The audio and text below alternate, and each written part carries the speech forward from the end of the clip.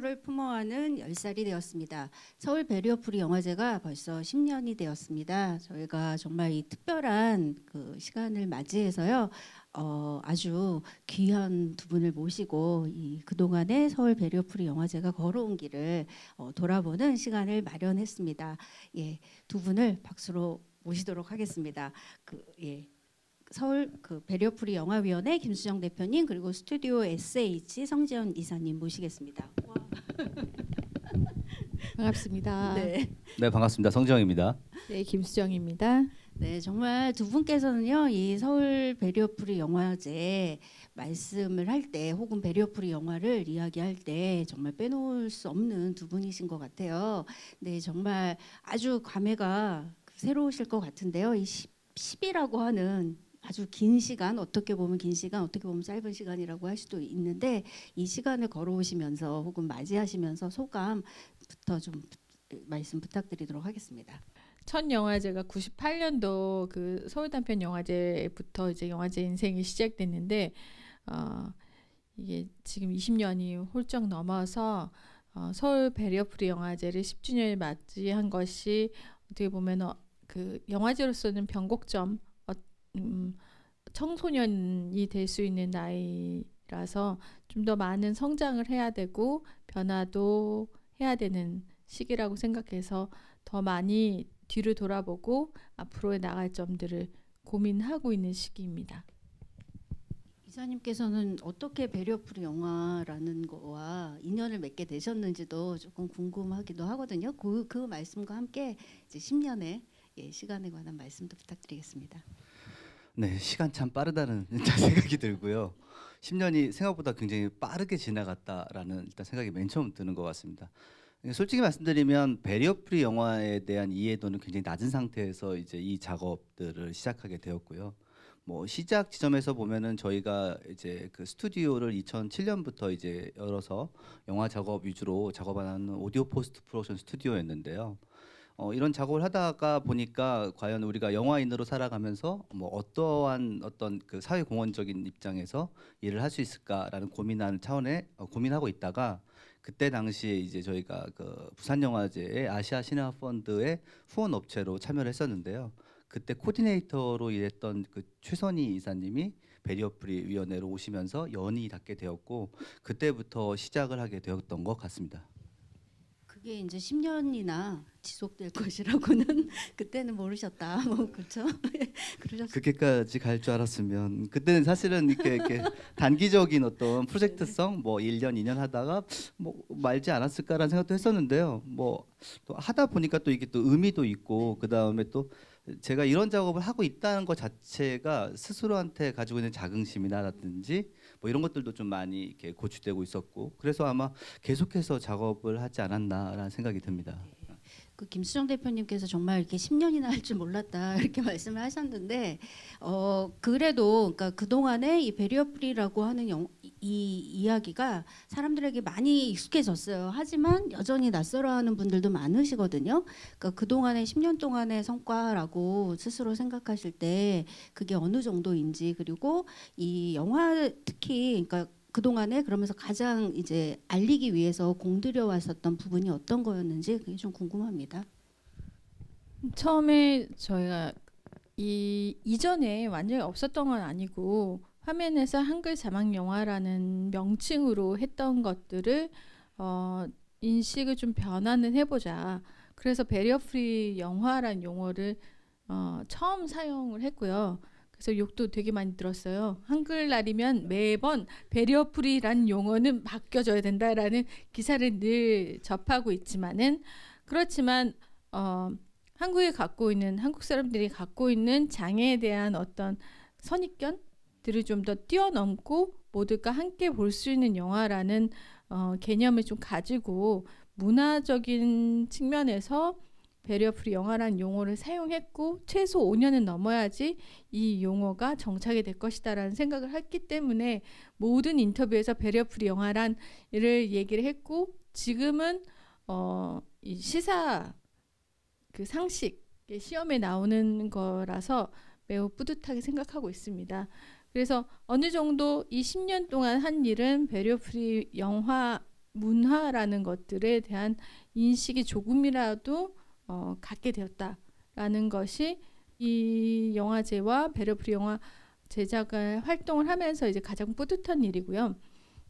이게 저희 영화뿐만 아니라 문화, 이제 지금 전시, 그다음에 연극 쪽으로 퍼져나가고 있는 상황에서 이게 좀 더 많은 이제 전반적인 사회적인 현상이 됐으면 좋겠다라는 것이 현재의 마음입니다.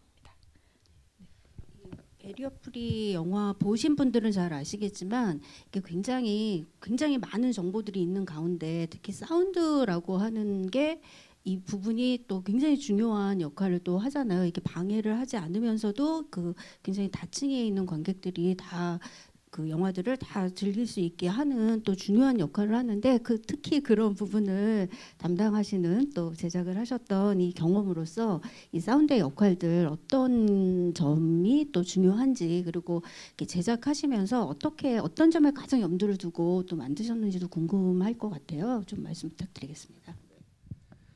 사실 경험이 없다라는 건 굉장히 어려운 일이었던 것 같아요. 그러니까 새로운 어떤 형태의 영화 상영 포맷에 맞춰서 작업을 하는 데 있어서 아무런 경험이 없기 때문에 일단 맨 처음에 작업할 때 어떻게 해야 될까라는 일단은 그런 그 뭐랄까 고민을 많이 했던 것 같고요. 그 고민의 지점에서 가장 첫 번째는 일반인이 영화를 관람하는 관점, 그다음에 관람을 마치고 난 다음에 느꼈던 감정, 감흥 이런 것들을 똑같이 이제 배리어프리 영화에서도 느낄 수 있게 하기 위해서 어떤 게 필요할 것인가라는 고민들을 많이 했던 것 같아요. 또 한 가지는 사실 영화 안에서는 그 대사 이외에도 다양한 효과음, 그러니까 사운드 디자인과 음악을 통해서 어떤 그 영화적인 감정과 정서를 전달하는데요.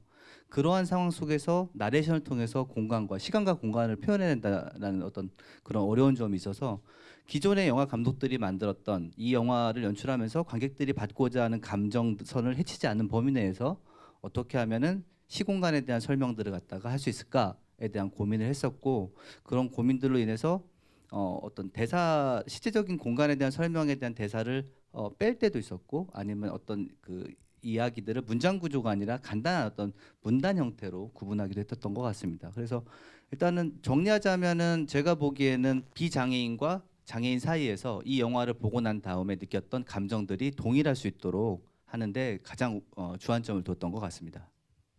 아까 이제 10년 그 동안 이렇게 길게 하실지 몰랐다라고도 마찬가지로 말씀하셨는데 아무래도 처음 하셨던 작업이 제일 기억에 남지 않을까라는 생각이 문득 들었어요. 이게 그 여러 가지 시행착오를 그 또 가진 작품이기도 할 것 같고 그 첫 번째 처음 인연 맺으셨던 두 분의 이야기들 좀 듣고 싶습니다. 저희 어차피 오늘은 좀 회고하는 자리인 것 같아서요. 저희가 이제 배리어프리 영화에 대해서 설명을 계속 이제 외국 영화의 샘플을 가지고 와서 얘기를 드려도 다들 이해를 못 하시는 거예요. 그래서 그러면 우리가 만들어야 되지 않을까? 그냥 무모하게 만들자 이렇게 시작을 해서 첫 번째 영화는 한국 영화의 작업은 조금 뒤에 이제 안상훈 감독님이 블라인드를 했지만 첫 번째 작업은 그 일본에서 만들어진 그 수리끼면 집에 가자.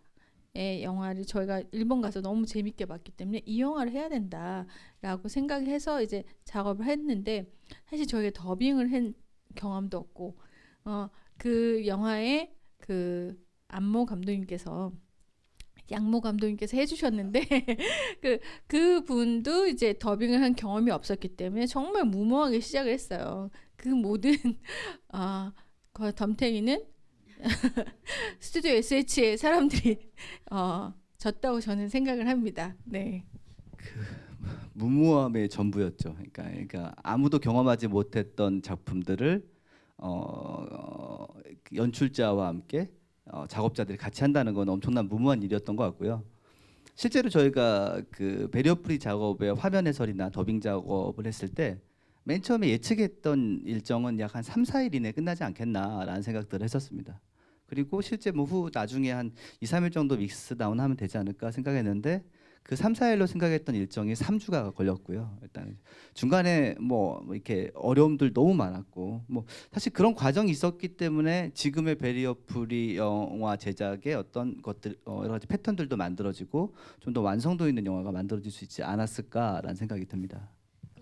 그 말씀하신 거랑 좀 연결해서 그 10년 동안 사실 이렇게 많이 변화들이 많이 있었을 것 같아요. 기술적으로나. 그리고 말씀하신 것처럼 패턴을 또 이렇게 만들어가는 없는 진짜 무에서 유를 창조하신 과정이라고 좀 볼 수 있을 것 같은데 좀 이렇게 그 사이 요 10년간의 변화들이라는 게 좀 있으면 좀 부탁드릴게요. 말씀 좀. 사실 이게 그 작업을 하는 사람들 입장에서 보면은 작업자들은 변화한 게 크게 없어요. 그러니까 어떻게 하면은 우리가 만드는 영화들이 장애인이든 비장애인이든 간에 그런 감정과 정서를 잘 전달할 수 있지 않을까라는 측면에서 접근하기 때문에 그런 측면에서의 변화는 크지 않다고 보여지는데요.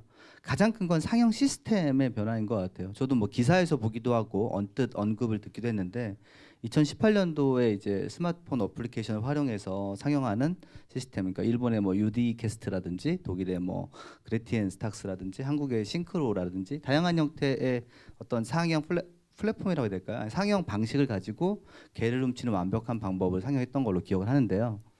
시대가 바뀌면서 상영 환경, 일단 극장 환경도 바뀌게 되고 그런 극장 환경에 맞춰서 모든 영화 관람객들이 좀 더 편하고 안정적으로 영화를 관람할 수 있는 환경, 뭐 이런 것들이 아마 변화되지 않았나 싶고요. 그런 부분들은 이제 저희 같은 디자이너적 측면에서 접근하기보다는 아마 기술적인 측면에서 많은 도움이 필요할 거고 이런 기술적인 측면들은 영화인들, 그러니까 영화를 만드는 사람들이라는 것보다는 주변인들, 그러니까 정책적인 어떤 지원이라든지 국가기관이라든지 이런 데서 많은 협조와 지원이 이루어져야 아마 좀 더 발전되지 않을까라는 생각이 듭니다.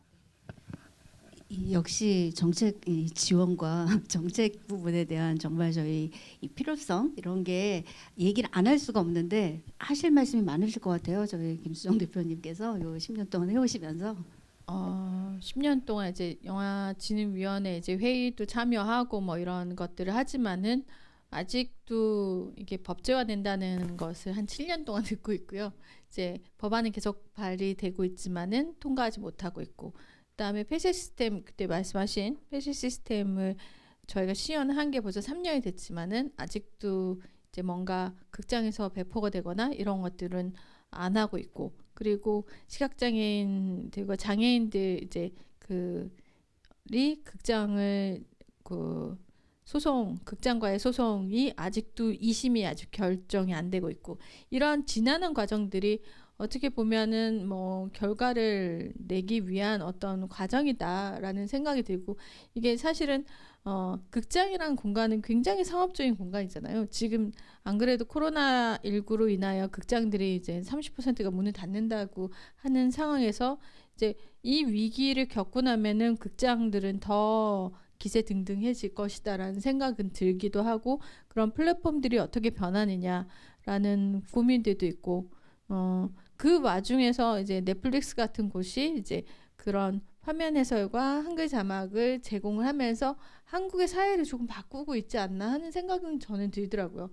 제가 얼마 전에 조카랑 이제 얘기하는데 보건교사 아는 형을 자막을 틀어놓고 본다고 하는 거예요. 그래서 아니 너는 이모가 하는 배리어프리 버전인 걸 알고 있냐 그랬더니 실제로는 필요 없겠지라고 얘기하지만 아이들이 그걸 보고 자막을 틀어놓고 보는 것이 너무 익숙해져 있어서 그러면은 넷플릭스가 그렇게 하기 때문에 다른 OTT들도 한국의 OTT들도 따라할 수밖에 없는 상황을 만드는 것이 우리가 하는 것이 아니라 누군가가 와서 의외의 어떤 현상이 일어나는 거구나라는 것이 아무리 노력한다고 되는 것도 아니고 어떤 하나의 시발점이 있어야 된다라는 생각이 들더라고요. 요새는.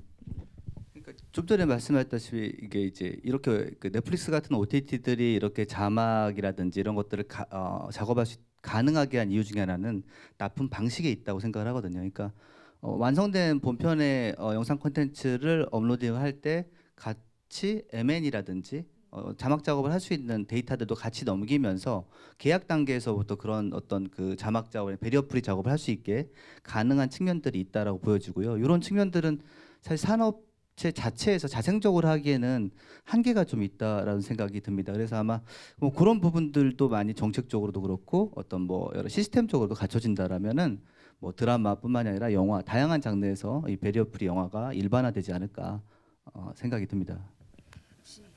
이 10년 특별 이 특집에 맞게 또 이렇게 그 개별 작품뿐만 아니라 정책적인 이야기들까지 또 이렇게 말씀해 주시고 계신데요. 말씀하신 것처럼 최근에 여러 가지 이제 저희 이 급격하게 갑자기 몰려온 이 팬데믹 현상 때문에 이 영화제 저희 방식이나 뭐 영화 상영 방식에서도 굉장히 큰 변화가 생겼어요. 그래서 올해 이 10주년 10회 상영도 사실 10회라는 좀 특별한 행사임에도 그 다른 의미에서의 특별하게 좀 다른 방식으로 이렇게 진행이 되고 있잖아요. 그 영화제 어떻게 이제 진행이 됐는지 그 변화의 지점들 좀 부탁드리겠습니다, 대표님께. 네, 10주년을 생각을 하면서 그 그간의 데이터베이스들도 뭐 모아서 10주년 영상도 만들고 그다음에 홍보대사분들한테 이제 축하 영상 받는 거는 생각한 대로 진행을 했어요. 하지만 이제 오프라인에서 만날 수 없는 것을 온라인으로 어떻게 옮기느냐 하는 고민은 정말 한 4월부터 해서 한 6개월 이상의 고민을 거쳐서 이 진행을 한 건데, 이런 것이 이제 6개월의 고민을 거쳐서 진행을 했으면 향후에도 뭔가 이런 방향으로 가야 되지 않을까 하는 왠지 불길한 예감이 들긴 하더라고요. 이것이 익숙해졌는 것뿐만 아니라 이점이 있다면 그 이런 지점들로 이제 방향이 나아가야 되는 거고, 이게 뭔가 불리한 점이 있으면은 또 다시 코로나19가 없어지고 오프라인이 활발하게 됐을 경우에는 그때는 또 다시 좋은 지점으로 돌아가겠죠. 하지만은 이런 계기를 통해서 이제 이 많은 우리의 이전까지 익숙했던 것에 대해서 다시 한번 되짚어보고 이것이 맞는 건가 아닌가, 이 나아갈 방향이 올바른가에 대한 고민들을 해주는, 뭐 어떻게 보면은 어쩔 수 없이 했지만은 중요한 시기였다고 생각을 합니다. 네, 성지영 이사님께서 또 제가 또 그 비슷한 연관해서 질문을 좀 드리고 싶은 게, 이런 상황들이 꼭 이 배리오프리 영화 제작뿐만 아니라 이 제작 과정에 있어서도 약간의 도전이나 뭐 변화의 지점들이 좀 생길 것 같거든요. 그래서 그런 좀 현황들 이런 것도 약간 궁금합니다. 이렇게 좀 저희가 이렇게 지평을 조금 넓혀서 얘기를 하자면요. 이 그 코로나19 때문에 사실 얘기가 좀 길게 되는데요. 그러니까 올해 1월 달부터 시작을 해서 극장 산업에 코로나 인해서 뭐랄까 어려움을 겪게 되고, 그러면서 이제 방송 드라마의 어떤 활성화, 그다음 OTT의 약진 이런 것들로 인해서 지금까지 가게 되고, 사실 올 초 제가 알고 있기로는 올해 3월 달, 2월 달만 하더라도 극장 산업이 어려워지면서 많은 시청자들을 확보하기 위해서 드라마 산업이 붐업되는 걸로 알고 있었는데, 또 지나다 보니까 코로나19 팬데믹으로 인해서 내수 시장이 어려워지고, 그러면서 광고 산업이 또 뭐 안 좋아지고, 그러면서 이제 드라마 제작할 수 있는 여건도 어려워지고, 그러니까 지금 상황에서는 판단하기로는 OTT 쪽이 약진을 하게 되는 상황인 거죠. 그래서 이런 얘기를 쭉 드리는 가장 큰 이유는 이 산업의 흐름들이 굉장히 빠르게 변화하고 있고, 이 변화에 우리가 빠르게 대처하지 못한다라면은 굉장히 도태될 수 있다라는 생각을 갖고 있고요. 또 한 가지는 이제 꼭 이제 우리가 이제 영화제다 보니까 영화라는 극장이라는 어떤 공간에 대한 한정적인 부분들, 이 부분에 대해서 한번 좀 다시 생각해 봐야 되지 않을까라는 생각이 드는데요. 사실 디스플레이가 확장되면서, 그러니까 영상 콘텐츠를 시청할 수 있는 화면의 크기가 커지면서 사실 극장 이외의 공간에서의 콘텐츠의 공유들이 늘어나고 있는 상황이거든요. 그래서 이 배리어 프리 영화제에서 좀 더 이제 앞으로의 10년을 본다라면은 극장과 더불어서 개인의 공간에서 이 배리어 프리 영화를 볼 수 있는 환경에 대해서 어떻게 분석하고 그거에 최적화하기 위해서 어떤 준비를 해야 되는지에 대한 어떤 그런 고민이 있지 않을까라는 생각이 듭니다. 진짜 굉장히 중요한 지점이신 것 같아요. 저희가 이 디지털 뭐 시대나 최근에 여러 가지 기술적인 발전이 있는 반면, 거기에 또 소외되는 분들이 오히려 반대급부적으로 되게 많이 생기는 이 시점이고, 그런 거에 대해서 이제 약간 더 보기 시작하는 그런 시점인 것 같은데, 이 배리어 프리 영화가 정말 그렇게 약간 어떻게 보면 저희가 다 소외된 이 분들을 다 같이 우리가 같이 즐기자라고 하는 시점에서 시작을 했었던 거잖아요. 그러니까 다시 처음으로 돌아가는 이런 이야기들인 것 같은데, 조금 그런 데에 대한 고민들이 좀 있으실, 아까 뭐 말씀은 해주셨지만 조금 더 이렇게 구체적으로 해주실 말씀 있으신지요? 네. 사실 이제 이 OTT나 이런 컨텐츠를 OTT 플랫폼을 사용하실 수 있는 사람과 할 수 없는 사람들이 너무 극명하게 나타나는 거라서 이런 이 플랫폼을 이용할 수 없는 기기가 없는 분들한테는 정말 디지털 소외, 그러니까 극명한 소외여서 이제 그들은 즐길 수도 없고 뭔가를 이 제공을 받을 수 없는 상황이 되는 거죠. 그러면서 이 커뮤니티 시네마가 훨씬 더 중요하게 생각되어지는 상황들이 아닐까. 큰 공간이 아니라 작은 공간들의 활성화들, 그리고 거기에 컨텐츠를 제공할 수 있는 이제 공공극장들이 더 활성화가 더 필요하고, 그분들에게 이 문화적인 격차를 줄이기 위한 노력들이 단순히 이제 지금같이 이제 문을 폐쇄하는 것이 아니라 그들을 모아서 그들에게 건강을 다시 체크하기도 하고 생활을 체크할 수 있는 그런 상황들이 또 필요하지 않을까 하는 생각이 들었어요. 요즘 이제 복지관이 폐쇄되고 이제 장애인 분들이 갈 데가 없어서 집에서 그냥 멍하니 있을 수밖에 없다. 이런 얘기들을 많이 들었을 때는 그분들한테는 이 공간이 이제 집이나 마찬가지인 공간이었는데 이제 접근을 할 수 없게 되는 것들이 그게 과연 맞는 건가? 그들에게는 어떻게 서비스를 할 수 있을까? 그래서 저희가 뭐 디지털 비대면 서비스를 하려고 하더라도 직접 찾아가지 않으면 되게 어려운 것들이고, 근데 누군가 찾아오는 거는 일단 맞고, 이런 상황이 됐을 때 이제 안전한 서비스들은 어떻게 제공하는 건가라는 것에 대해서 고민이 좀 많이 있었습니다.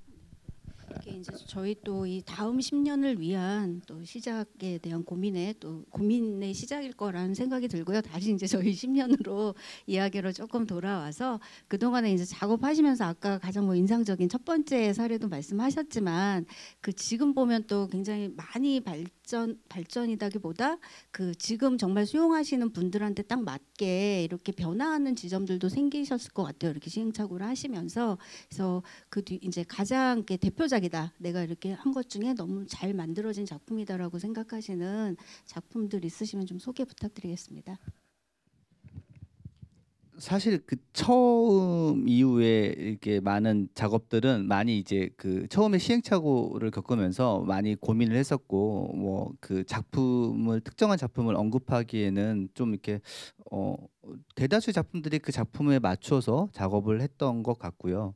사실은 그러니까 뭐 이 말씀을 드려서 좀 아쉬운 거는 저희가 이제 같이 일하는 사람들이랑 남양주 종합촬영소에서 스튜디오를 운영을 했었는데 작년에 폐관으로 인해서 더 이상 배리어 프리 영화에 사운드 제작 지원을 하지 못하게 돼서 개인적으로 너무너무 아쉽게 생각을 해요. 그래서 사실 이런 자리에서 얘기를 하면서도 좀 더 좋은 방향과 또 좀 더 좋은 제안을 할 수 있는데 실질적으로 이제 그런 것들을 하지 못하는 아쉬움이 되게 큰 것 같고요.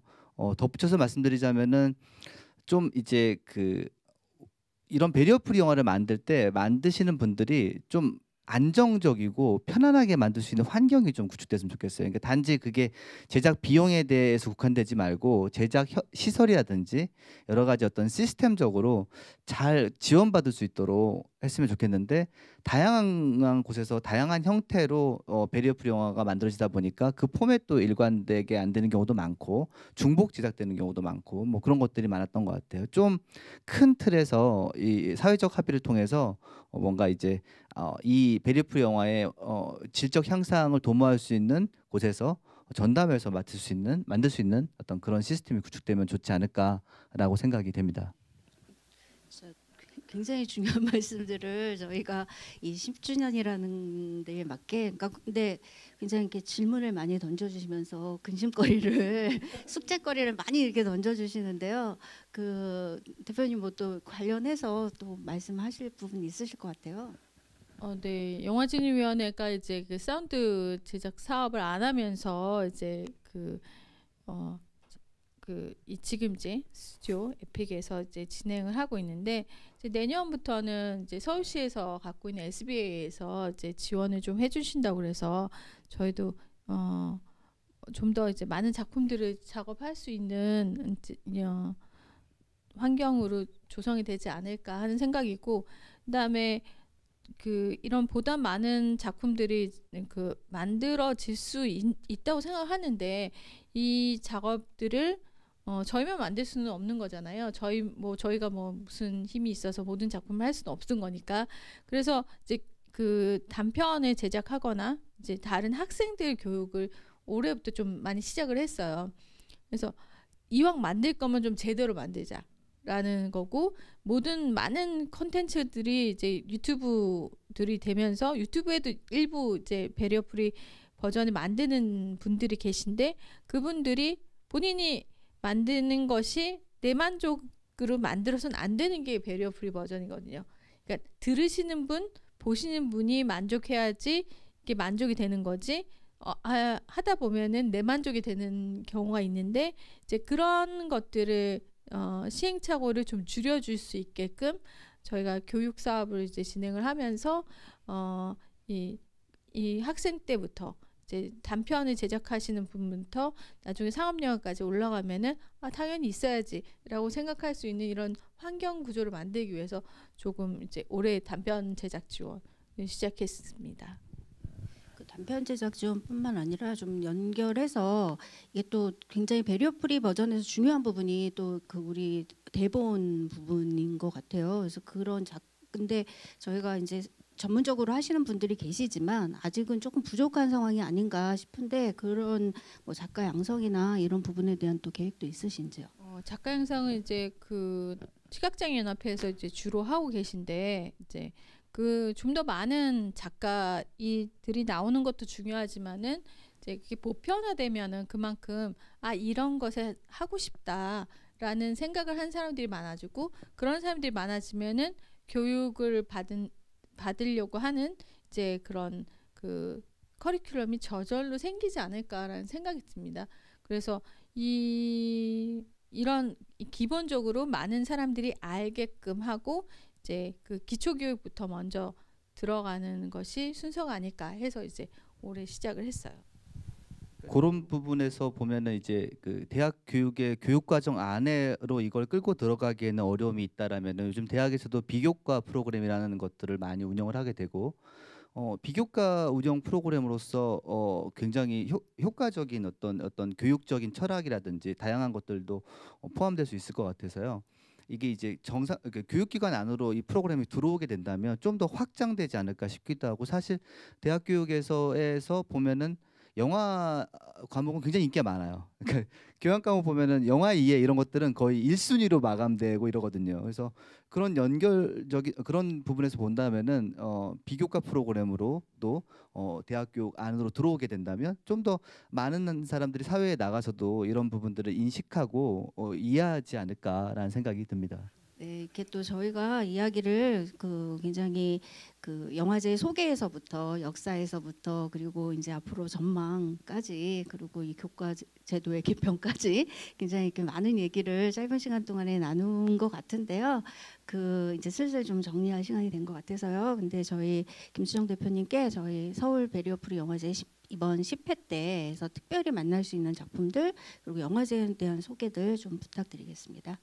저희가 이제 오프라인 온라인을 진행하고 있는데 15일까지 오프라인이 한국영상자료원에서 상영이 되고요.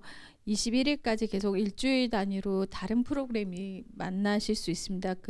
한국영화 데이터베이스 KMDB 온라인 VOD에서 만날 수 있는데요. 여러 가지 영화들이 있으니까 사실은 영화제라는 것이 골라 먹는 재미니까 여러 가지 영화 프로그램들을 보시고 들어가셔서 보시면 좋을 것 같고요. 단편도 있고 장편도 있으니까 이런 애니메이션들도 많고, 그러니까 영화를 본인이 원하시는 대로 보시면 좋을 것 같습니다. 그리고 올해는 저희가 또 단편 제작 지원 경선을 해서 제작 지원에 이제 해당하는 감독님들이 직접 교육도 받고 제작에 참여하기도 했기 때문에 그런 감독님들은 각자의 색깔을 어떻게 내서 영화를 만드셨는지 그런 것도 같이 보시면 좋을 것 같습니다.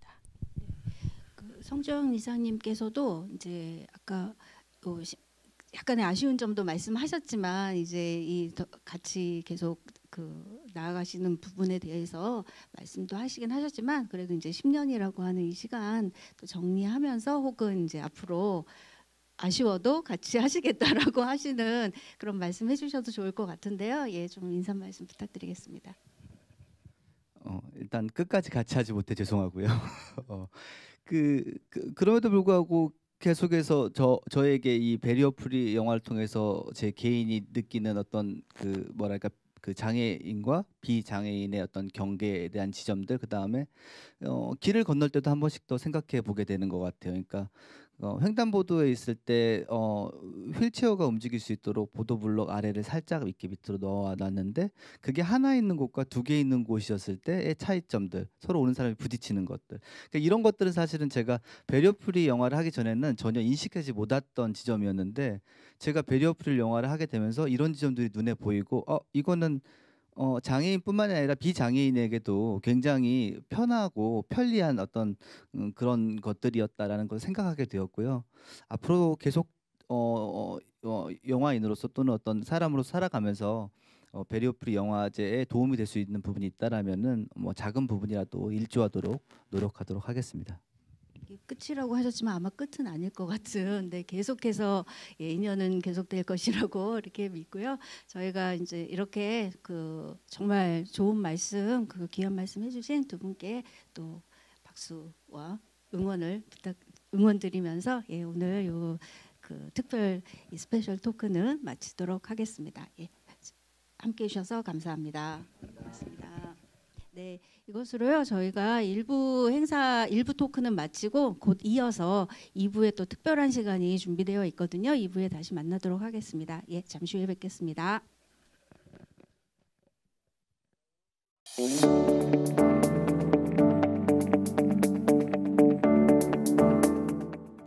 네, 안녕하세요. 제10회 서울 배리어 프리 영화제를 맞아서 기념 토크를 진행하게 된 모은영이라고 합니다.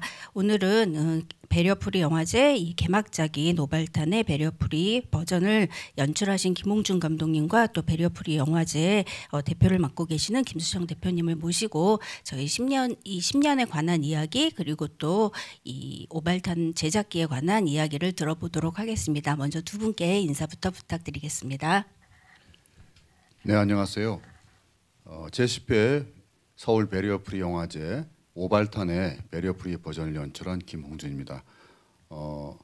오발탄을 연출하게 되어서 굉장히 즐거운 경험이었고 또 한편으로는 한국 영화의 걸작을 제가 배리어 프리 버전을 맡게 돼서 영광으로 생각하고 있습니다.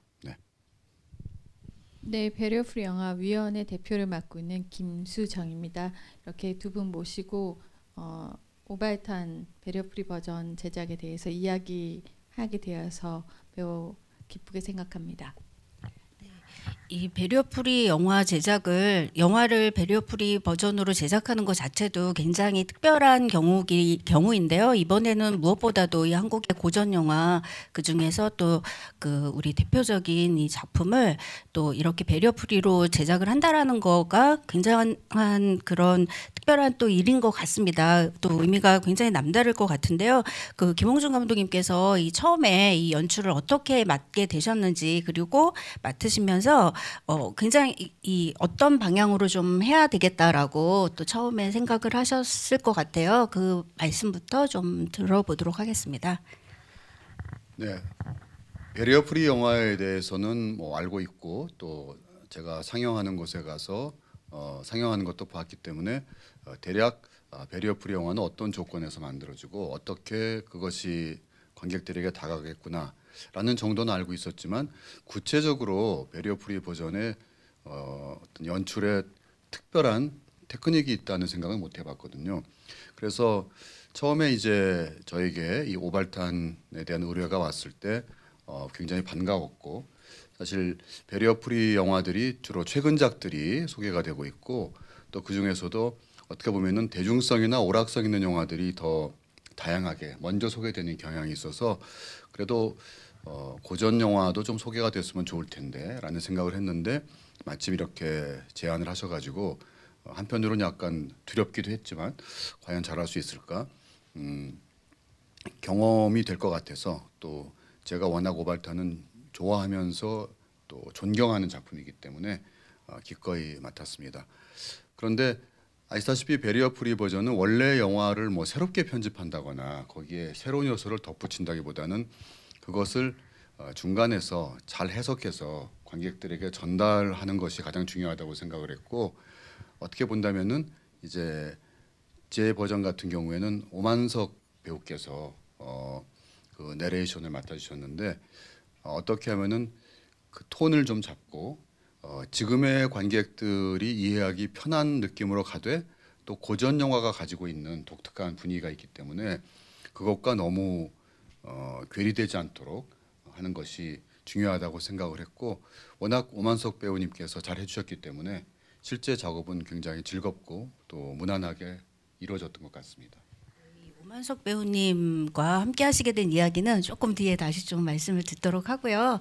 김수정 대표님께 좀 여쭤보고 싶은 게 사실 베리어 프리 영화 제작을 하시면서 근 10년 정도 제작을 해오셨는데 한국 고전 영화를 좀 만들고 싶어 하셨던 것은 이번만이 아니었잖아요. 굉장히 오래전부터 또 계획을 갖고 계셨었고 이 작품이 오발탄이 벌써 3번째 작품이 되기는 했었어요. 그래서 그 전에 어떻게 고전 영화를 이제 베리어 프리 버전으로 왜 만들고 싶어 하셨는지 그 말씀과 함께 그동안에 좀 이렇게 제작해 오셨던 이야기도 좀 듣고 싶습니다. 네. 저희가 처음 영화를 이제 고전 영화를 만들자라는 제안을 또 모은영 그 프로그래머께서 해주셨던 거고 그리고 저희가 처음 만들게 된 것까지가 한 5년이 걸렸어요. 예산적인 문제도 있고 그다음에 한국영상자료원의 협조와 같이 진행을 할 수밖에 없는 거기 때문에 이 고전 영화의 베리어 프리 버전은 좀 과정들이 좀 지난했지만은 그렇지만은 저희가 그 사랑방송님과 어머니 그다음에 시집가는 날 2편 작업을 하면서 저희도 나름대로의 고전 영화에는 어떤 부분들이 필요할 것 같다라는 생각들을 이제 나름의 노하우도 좀 가지게 되고 그다음에 앞으로의 고전 영화들은 어떻게 했으면 좋겠는지 그리고 이제 저희가 원하는 작품이 있으면은 한국영상자료원 측에서 이걸 먼저 좀 작업을 우선적으로 해볼까라는 생각도 하실 수 있게끔 이제 그 관계들이 굉장히 유연해지는 것들이 그간의 성과라고 생각을 하고요.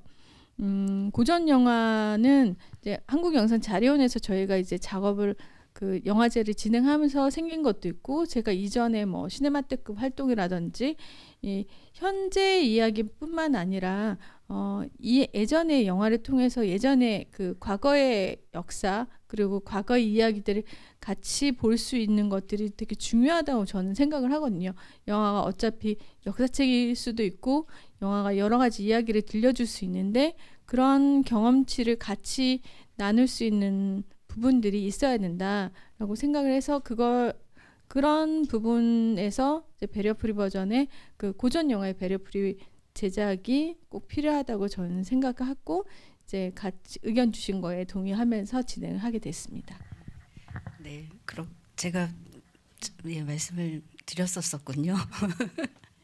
그 감독님께 이제 약간 궁금한 점은 이게 오발탄 베리어 프리 이제 아까 말씀을 하시긴 하셨는데 이게 그 고전 영화들을 이제 훼손하지 않는 형태에서 지금의 관객들한테 또 그것도 굉장히 다양한 층위의 관객들에게 전달을 해야 되는 또 이 작품이잖아요. 어떻게 보면 정말 연출하시는 분에게는 또 새로운 도전이 될 수도 있을 것 같은데 그래 이제 여기에서 그런 여러 가지 굉장히 많은 정보들을 어떻게 좀 잘 정리를 하고 하셔야 됐을 것 같은데 이제 가장 좀 중점에 두면서 어떤 방향으로 해야겠다라고 생각하신 점들이 있으신지 그러니까 연출 진행하시면서 과정하고 또 녹음하시면서 또 뭐 재미있었던 점들이나 이렇게 처음 예상하고 다른 점들도 생기셨을 것 같아요. 그런 말씀도 좀 듣고 싶습니다.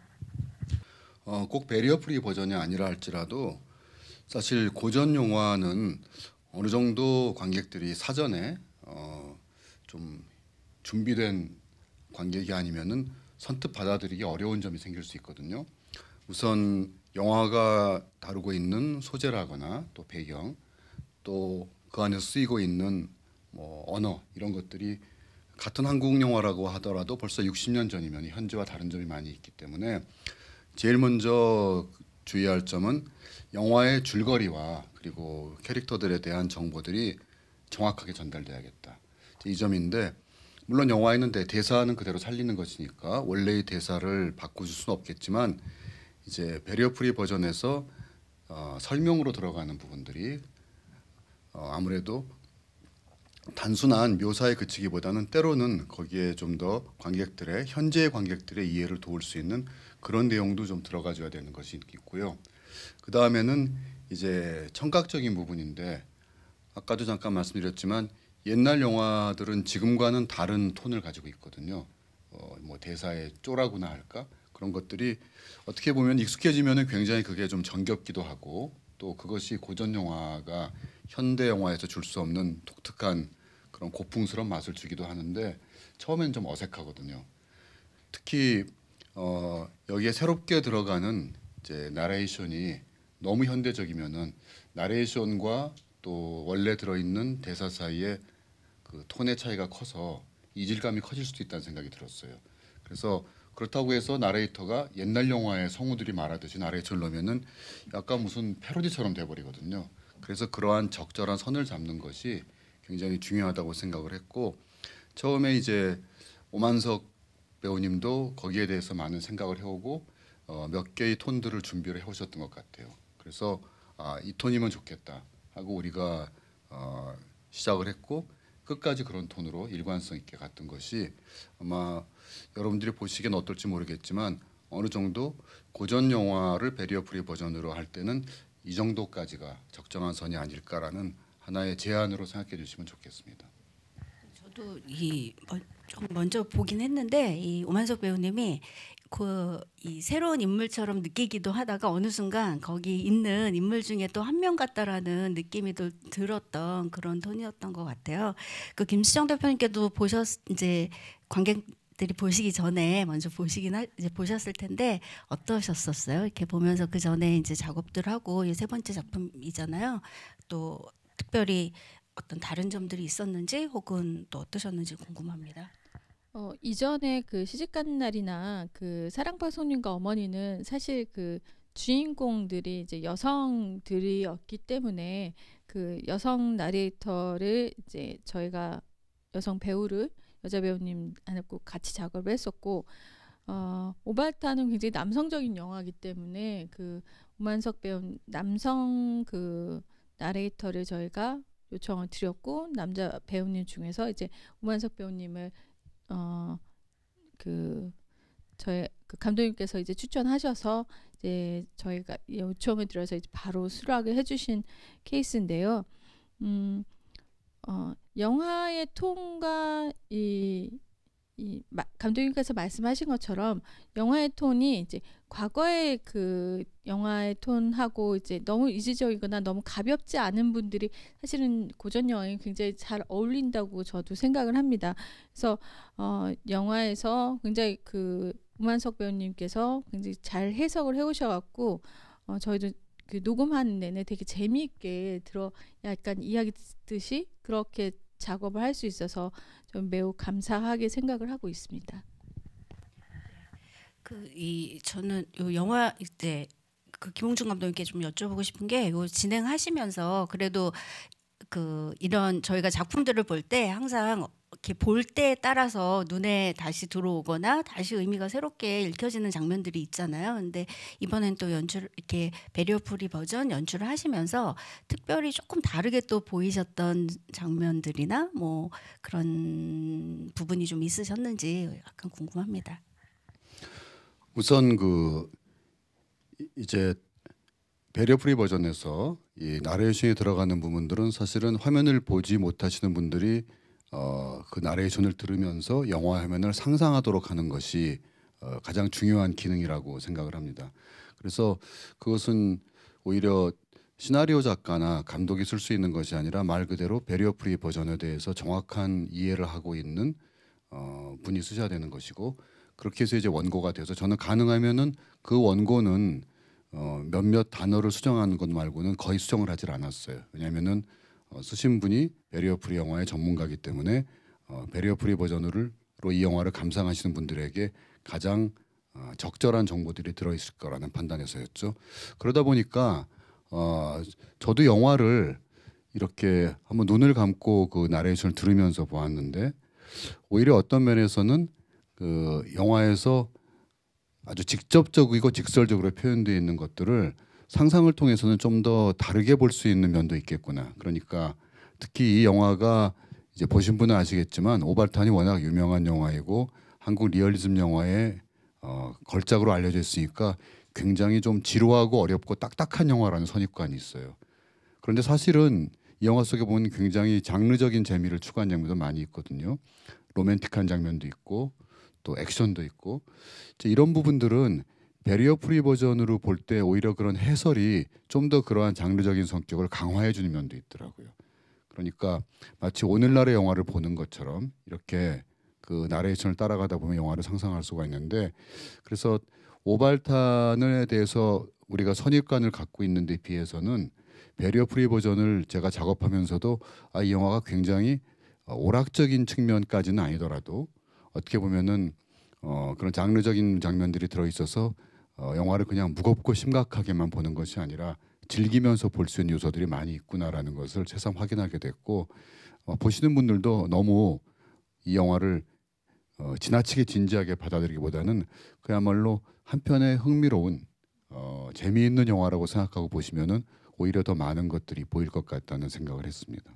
네, 제가 또 김홍준 감독님께 약간 더 궁금한 점은요. 감독님께서 이 오발탄을 이전에 이제 배리어 프리 버전이 아니라 또 다른 식의 버전, 그러니까 라이브 더빙식으로 성우 더빙 방식을 또 이제 만드셨었는데, 그 부분하고 조금 다른 점들이 분명히 있을 것 같아요. 그리고 이렇게 한국 고전 영화를 이렇게 다른 식으로 해석한다라는 것들, 이런 게 또 이제 어떤 의미들이 있을까, 이런 말씀 한 말씀 듣고 싶습니다. 예, 생각해 보니까야 배리어 프리 버전이 생김으로써 오발탄은 지금 4개의 버전이 나온 셈이에요. 그 중에 이제 2 버전을 제가 이렇게 관련을 짓게 되었는데, 한번 제가 정리를 해보자면 오발탄이라는 영화는 굉장히 기구한 역사를 가지고 있거든요. 영화가 만들어지던 당시부터 뭐 개봉 후에도 여러 가지 정치적인 이유로 탄압받기도 했고 많은 것들이 있었는데, 이렇게 훌륭한 영화임에도 불구하고 영화가 우리나라에서 제대로 보존이 되지 못해가지고 사실은 1980년대까지도 오발탄은 볼 수가 없었어요. 그래서 완전히 사라져버린 영화였는데, 아마도 샌프란시스코 영화제라고 제가 알고 있는데요. 해외 영화제에 출품되었던 프린트가 한국으로 돌아오지 못하고 그냥 그곳에 남아있다가 발견이 됐었죠. 그래서 오늘날 우리가 오발탄을 볼 수 있게 된 것은 바로 그 프린트 덕분인데, 그 프린트는 굉장히 상태가 안 좋았습니다. 그러니까 예전이라서 기술적인 수준이 낮았기 때문에 영어 자막이 들어가 있는데 거의 화면의 3분의 1을 차지하다시피 하고 있고, 물론 화질도 필름이 오래돼 가지고 굉장히 안 좋고, 음질은 사실 거의 대사를 알아듣을 수 없을 정도로. 그래서 이 영화를 복원하려는 시도가 이전에도 몇 번씩 있었지만 그 당시에는 너무 많은 비용과 또 한계 때문에 복원을 거의 못하고 있었죠.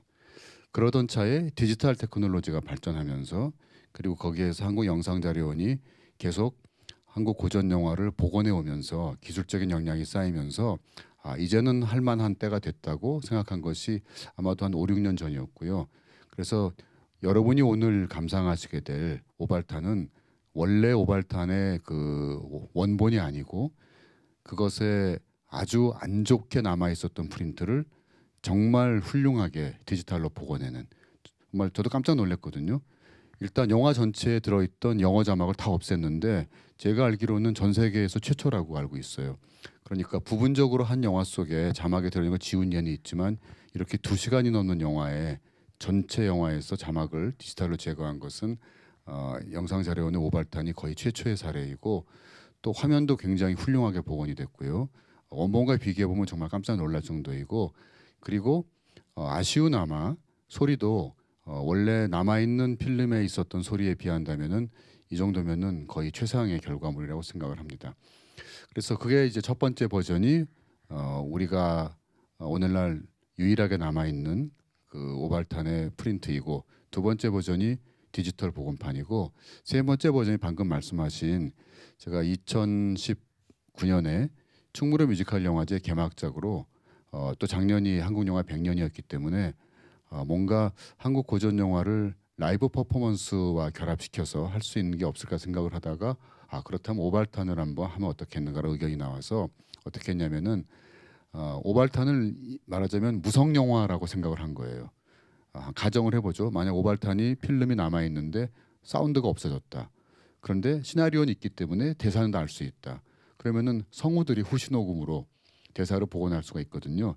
이렇게 가정을 하고 오발탄을 상영을 하면서 성우들이 무대에서 라이브로 대사들을 다 하고, 그리고 음악도 완전히 새롭게 만들어 가지고 재즈 오케스트라가 라이브로 연주하는 이런 무성 영화 방식으로 오발탄을 만들어 봤습니다. 그런데 그럴 때도 이제 아까 말씀드린 성우분들의 톤의 조정이 되게 중요했는데, 역시 그 경우에도 너무 옛날 같지도 않고 너무 현대적이지도 않은, 그러니까 그 관객들이 듣기에 조금 고풍스럽긴 한데 이해는 다 된다, 이런 톤을 잡았는데 오히려 그게 되게 재밌었던 것 같아요. 요즘 영화에서는 좀 들을 수 없는 약간의 그 성우분들 특유의 마치 외화 더빙을 할 때의 느낌 같은 이런 것을 했더니 그거 자체가 재밌기도 하고, 또 음악을 고전 영화를 젊은 관객들이 볼 때 좀 몰입이 안 되는 중요한 이유 중에 하나가 음악도 있거든요. 음악이 너무 상투적으로 쓰였거나 또 요즘의 감각과 너무 다르거나 하는데 오발탄은 굉장히 재즈랑 잘 맞더라고요. 그래서 새롭게 만들어진 음악이 그 시대를 환기시키면서도 요즘 관객들에게도 잘 들어맞아서 그게 이제 세 번째 라이브 버전이었는데, 이번에 네 번째 베리어 프리 버전을 만들면서 느낀 것은 만약에 베리어 프리 버전을 고전 영화를 할 때, 물론 이것이 고전 영화를 그렇다면 구태여 베리어 프리 버전으로 하는 이 의미가 있겠는가라는 약간의 그 반대는 있을 수 있지만, 저는 대사와 음향까지도 아예 새롭게 넣으면 어떨까 하는 생각을 했어요. 그러니까 원작이 가지고 있는 분위기나 톤을 해치지 않으면서도 좀 더 정확하게 전달이 될 수 있고, 특히 음향 같은 경우에는 지금 하면 훨씬 더 다채롭게 그렇게 할 수가 있거든요. 음질도 좋게. 그러니까 만약에 어떤 영화가 될지 모르지만 정말 우리가 여기서 한 단계 더 나간 작업을 하자면은 고전 영화의 베리어 프리 버전에서 이미지는 디지털 복원을 해서 아주 보기 좋게 만들고, 사운드는 원작의 대사나 음향의 위치 같은 건 살리되 그것을 완전히 새롭게 녹음을 해가지고 정말 지금 만들어진 영화처럼 그런 아주 깨끗하게 그리고 입체적인 음향으로 들을 수 있다면 어떨까, 그런 생각도 해봤습니다. 뭐 물론 예산과 의지에 문제가 있긴 하겠지만 예산과 의지는 또 저희 대표님께서 거의 새롭게 영화 한 편을 만드시는 거죠. 아니 예전에 그 얘기를 한번 했었어요. 저희가 이제 정주건 의원하고 더빙을 하면서 한국 영화 더빙을 할 때 새롭게 녹음을 지금의 배우들과 함께 작업하면 어떻겠냐라는 얘기는 했었어요. 그러면 되게 재미있는 작업이 될 것 같다.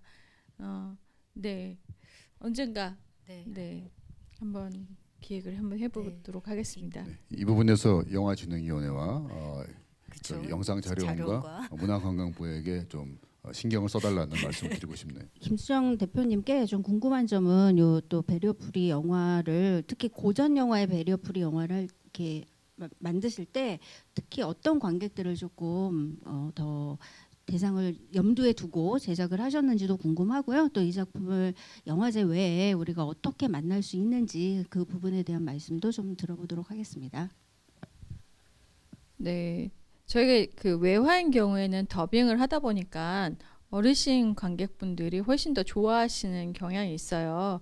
그래서 본인들이 자막을 잘 볼 수가 없기 때문에 영화를 볼 수가 없는데 더빙을 했기 때문에 볼 수 있어서 좋다고 말씀하시는데, 근데 결국에는 그분들이 다시 보고 싶어 하는 거는 본인들이 봤던 영화들, 옛날 영화들을 다시 보시는 거를 좋아하시거든요. 그래서 저희가 작년도에는 치매 어르신한테 영화를 보여드리는 사업을 했었는데 그때 여러 가지 영화를 보여드려도 그때 보여드렸던 뭐 시집간 날을 보여드렸을 때 보셨을 때 그 반응이 가장 좋았습니다. 그래서 어르신들 특히 이제 나이가 많으신 어르신들한테는 그 옛날의 추억을 다시 되새기는 거고 그리고 그분들이 얘기하실 때 저 배우는 누구고 어떤 사람이고 이런 얘기를 같이 나눌 수 있는 다른 세대의 관객들과 세대 간의 공감도 같이 나눌 수 있어서 그런 이점들이 있고요. 저희가 고전 영화들이 이제 극장에서 상영하기는 좀 어려우니까 이런 찾아가서 보여드리는 영화들, 그 찾아가는 상영회들, 공공 상영회 등을 통해서 상영을 진행하고 있습니다. 저희가 이제 또 그 굉장히 의미 있는 이 작업에 관한 이야기들을 좀 이렇게 나눠봤는데요. 이제 조금 정리할 시간이 된 것 같은데 김홍준 감독님께서 아까 이제 말씀하실 때 좀 아예 영화들을 새롭게 다 녹음하고 새로운 방식으로 좀 처음부터 이렇게 해보고 싶다고 말씀하셨는데 만약에 그렇게 하실 수 있는 기회가 주어진다면 어떤 작품을 좀 하고 싶으신지 그리고 이제 마지막 인사 말씀과 함께 겸해서 부탁드리겠습니다.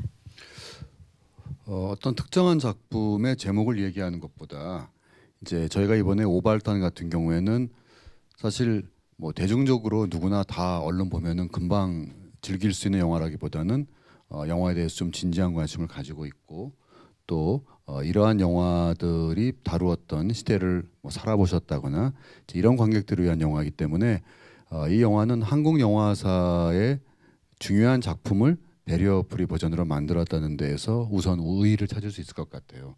그래서 저는 또 한편으로는 오히려 영화사적으로 유명하거나 혹은 뭐 영화 평론가들이나 영화인들에게 걸작으로 꼽히는 영화들도 좋지만 한편으로는 그런 점에서는 조금 우선순위에서 밀릴 수 있으나 오히려 오늘날의 관객들이 볼 때 다른 의미에서 굉장히 즐겁게 볼 수 있는 영화들 가령 60년대 가족 드라마랄지 70년대 뭐 사극이나 멜로드라마 이런 영화들 중에서 꼭 유명한 영화가 아니라도 흥미로운 지점을 가지고 있는 그리고 오히려 젊은 관객들이 그 시대를 다시 한번 요즘에 그런 뉴트로란 말도 있는데 일종의 뉴트로 감성에 맞는 영화들을 한번 골라서 그런 영화도 배리어 프리로 도전해 본다면은 또 다른 흥미로운 결과가 나올 것 같은 생각이 듭니다. 그 작업을 바로 진행을 하실 그 김수정 대표님께서도 이제 뭐 많은 생각을 또 하시게 되실 것 같아요. 그래서 앞으로 또 이런 한국 고전 영화들 어떤 계획들 갖고 계신지 그리고 마지막 인사와 함께 또 말씀 부탁드리겠습니다. 네, 그 여러 작품들을 많이 작업을 하고 싶지만 사실은 이제 이게 리마스터링 작업들이 되어 있는 작품들 중심으로 제작을 하다 보니까 그런 가능한 작품들이 사실은 많지가 않은 게 이제 현실이고 그 사이에서 저희가 원하는 작품들이 어느 선까지 가능한지를 이제 영상자료원하고 이제 협의하에서 진행하는 것들이 가장 힘든 작업들이고 그다음에 거기서 선정된 것이 이제 올해 오발탄입니다. 그래서 저는 사실은 제가 원하는 거는 이렇게 예를 들어서 같은 류현목 감독님의 그 수학여행 같은 영화를 굉장히 하고 싶었는데 그게 리마스터링 과정들이 아직 진행이 안 됐기 때문에 이제 차후에 그런 부분에서는 좀 더 이제 작업들을 빨리 진행하거나 아니면은 협조하에 이제 진행을 할 수 있었으면 좋겠고 올해 이제 그 얘기들이 이 아주 고전이 아닌 한 90년대 영화들, 뭐 예를 들어서 8월 크리스마스라든지 이런 영화들이 계속 이 디지털 버전이 나오고 있는데 그런 작업들도 생각해 보면 어떨까 하는 생각입니다. 네, 이제 고전 영화들이 배리어 프리 버전으로 만들어지면서 조금 더 한국 영화에 대한 관심들을 이런 그 장애인 관객분들도 가지고 동일한 정보를 가진 상황에서 영화를 즐길 수 있는 상황이 되기를 저희는 바라면서 좀 더 많은 작업을 해보도록 하겠습니다. 이 다음 10일에는 더 많은 작품들 이렇게 볼 수 있었으면 좋겠고요. 그 올해 이제 10회 서울 베리어프리 영화제에서 오발탄 만나게 되는 이 방법과 혹은 홍보 한 말씀씩만 하고 저희가 마치도록 하겠습니다. 오발탄 베리어프리 버전은 한국영화 데이터베이스 KMDB 온라인 VOD에서 보실 수 있고요. 11월 17일까지 만나실 수 있으니까 이제 시간이 얼마 안 남았네요. 여러분들 그 온라인에서 오발탄 베리어프리 버전 많이 즐겨주시기 바랍니다.